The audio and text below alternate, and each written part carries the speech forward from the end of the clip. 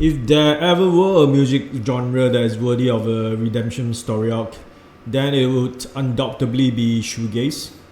Originally coined as a derogative term by the smart British music press to describe bands who were so obsessed with effects pedals, they would constantly stare at their shoes while playing motionlessly.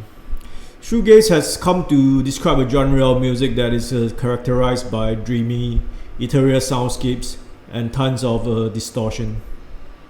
So, among the many insults that the British music press threw at the time, the one that stands out the most would be the phrase, the scene that celebrates itself, which the press used to describe the audience making up of members and friends of the bands that were part of the shoegaze movement.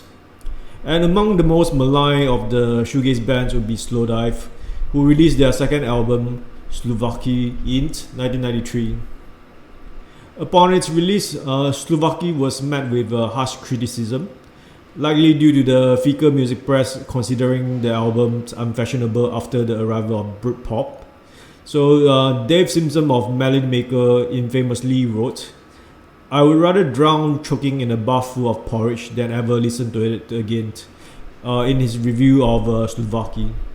So time has obviously proven him wrong, with many publications now rightfully proclaiming Souvlaki as one of the best albums of the 90s. Slowdive formed in Reading, Berkshire in 1989 with Neil Halstead and Rachel Goswell on vocals, guitars and keyboards, Kristen Saville on guitars, Nick Chaplin on bass, and Simon Scott on drums, guitars and electronics. Souvlaki was their second album. To say that Souvlaki was recorded under tumultuous circumstances would be an understatement. Rachel and Neil had just broken up prior to the recording of the album, which led to Neil Halstead wanting to write the songs alone.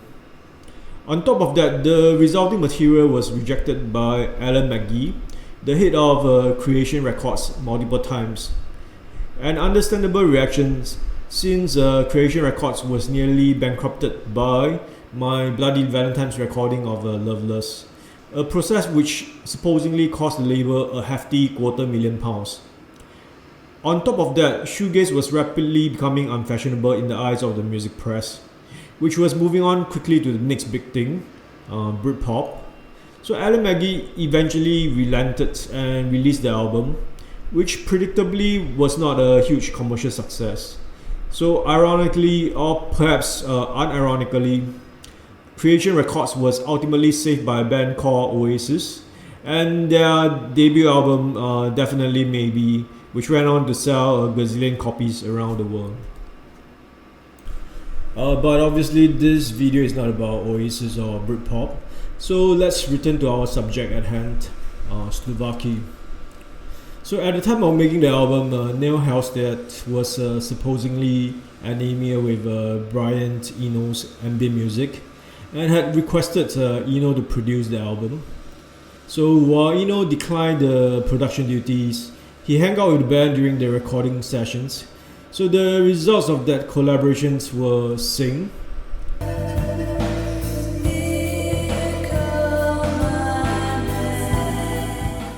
and Here She Comes. And there's no one knows my name, which didn't exactly sound like Eno's own work. Souvlaki Space Station, with its layer of spacey guitars and formless structure, has more of an ambient influence.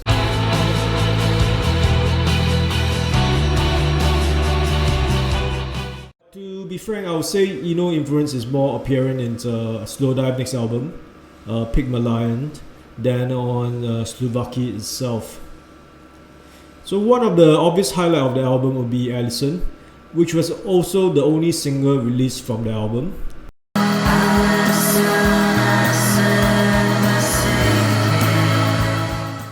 The song is relatively catchy and has almost a pop flavor to it.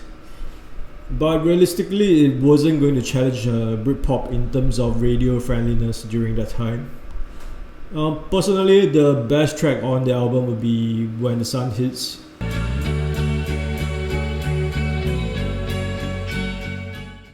So the track balances melancholy and yearning, with the swirling guitars just giving it enough of the wall of sound that the shoegaze fans love. So the closing track, Dagger, is a more straightforward acoustic ballad. The world is full of noise, yeah. But hints of the odd country and folk rock directions of Halstead's subsequent band, Mojave Tree.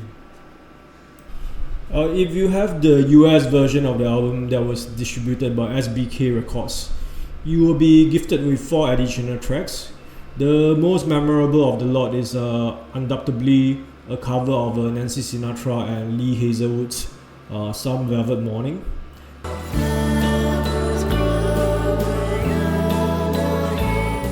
So it's a fitting choice given that the original psychedelic rock is probably just 1 or 2 steps removed from the dreamy fuzziness of shoegaze.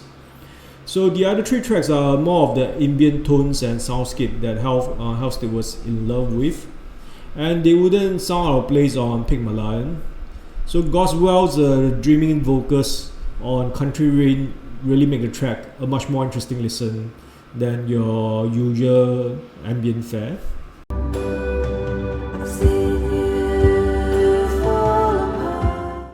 So by 1995, Slowdive had broken up, with Neil Halstead and Rachel Goswell forming Mojave Tree, an outfit whose music was more along the lines of odd country and folk rock. Christine Seville continued on in a dream pop band called Monster Movie, while Simon Scott went on to establish an experimental electronic record label called Cash Recordings. The band later reunited in 2014 to play the Primavera Sound Festival in Spain, to much success. Since then, the band had released 2 more albums, the self-titled album in 2017 and Everything Is Alive in 2023. And these albums are by no means just a mere rehash of their classics, as they see the band continue to push the boundaries of their sound.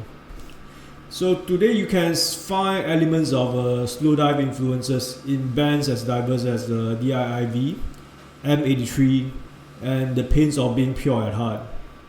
Even the new generation of bands in Asia, such as South Korea's Paranormal and Singapore's Motifs, wear the hearts of Slowdive influences on their sleeves. So both of those bands have actually supported Slowdive during the tours in their respective countries. So to some extent, Slowdive had enjoyed a well-deserved renaissance as one of the pioneers of shoegaze. So in the end, as the band Embrace once put it, the good we're out. And Slowdive is enjoying its time in the limelight due to rediscovery by Gen Z. So the band has finally been given the same kind of accolades that their fellow shoegazers, My Bloody Valentines, were known for. So Souvlaki can be found in all the major streaming platforms. If you haven't listened to it, what are you waiting for? There is no better time than now to check out the sounds of Slowdive. And once again, thank you for listening.